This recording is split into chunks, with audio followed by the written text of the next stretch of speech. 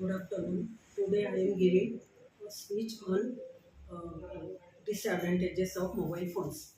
In today's world of science and technology, mobile phones are essential for us. Similarly,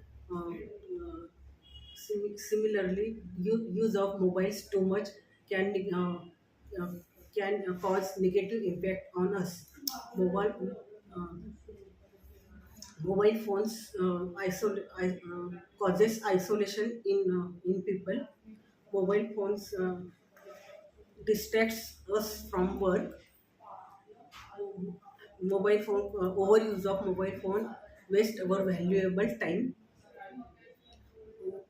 Using mobile while driving can cause the increase the chance of road accident.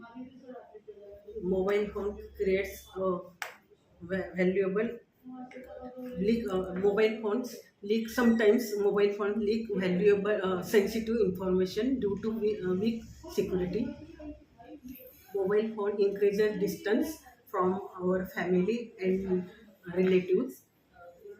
Mobile phone makes our world tiny and little inside its screen.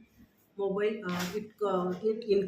phone increases some health issues and sleeping disorders. Wastage of too much money can cause due to use of due to mobile phones. Thank you.